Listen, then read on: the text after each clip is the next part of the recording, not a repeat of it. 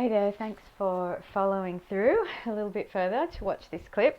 I just wanted to jump on because I've had a lot of themes coming through with my private clients in the month of November that have been really consistent, and I felt like it might be useful to draw them out into the light and to put them in the context of the wood element so that we can understand them in terms of the potential that's rising around us right now quite strongly. So what I've been noticing is that there's been a really strong signature of fear. And it's not like kind of, little tiny everyday fears that have been surfacing. These are really deep kind of life programming fears. There's been fears that have been coming through, like fear of persecution that's coming through in somebody that hasn't had any direct experience with being persecuted in this lifetime yet. It seems that circumstances collectively are bringing a person to some kind of mirror-like remembrance of that experience within themselves.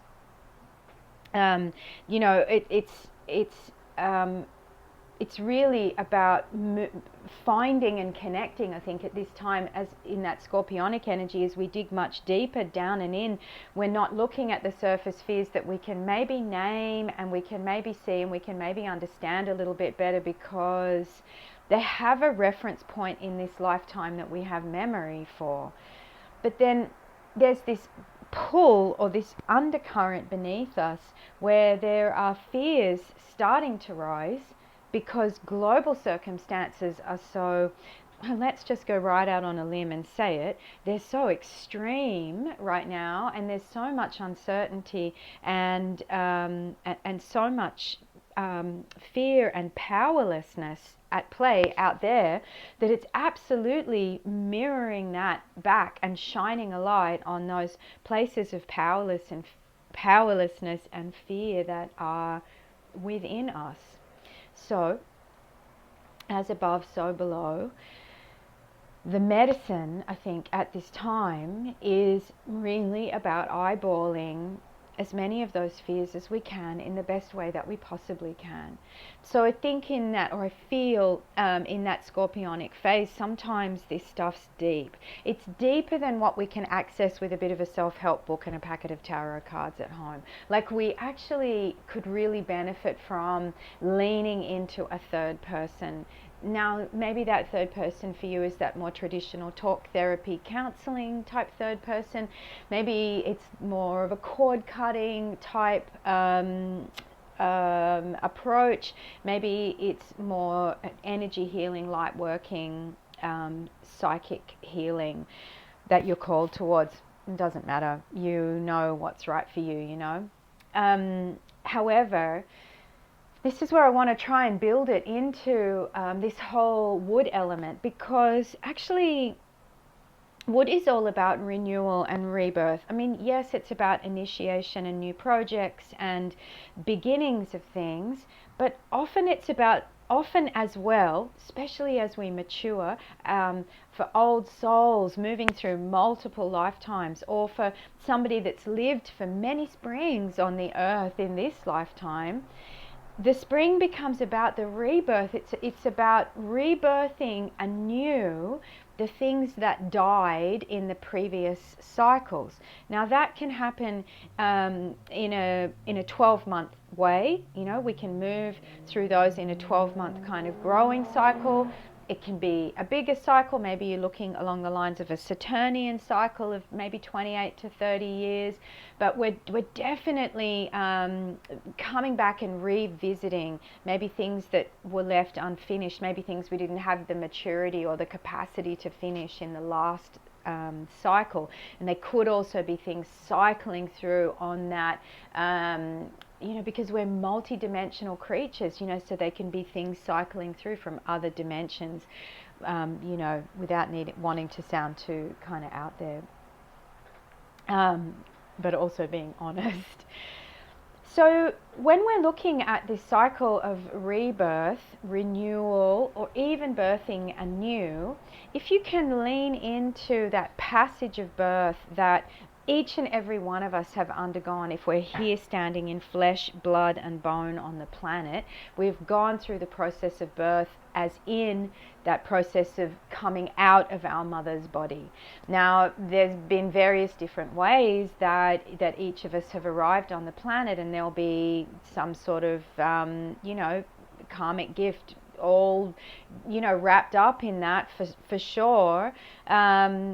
But however we arrived, it was a journey. If we arrived by cesarean delivery, if we arrived into, just straight out through the birth canal in a garden variety type birth, any time we've stepped from out there, in there to out here, it's been a journey. It's always a challenge for a baby to be born. It's difficult. It's hard work. They work really, really hard to be born. And those of you that have followed my work for some time will know that for many years I worked in birth, and I've seen how hard they work. Mothers work really hard. But birth also happens, if you think about a little chicken, growing in an egg. So he grows and grows and grows, and at first there's a lot of fluid, and this happens to a newborn. This happened to us as well. There's a lot of fluid, and we can move around, and then all of a sudden we've grown so big, that little baby bird has grown so big that he's literally pressed up against the edges, the containment of that egg. So here we are being contained in a way by our fears. So they become this boundary, and this is where renewal and rebirth can take a higher road. So just as the chicken comes up against the edge of the edge of the shell, the baby comes up against the edge of the womb, realizes it cannot go any further. If you look around your life right now, you might see that there are littered on the path all these things that you haven't attended to.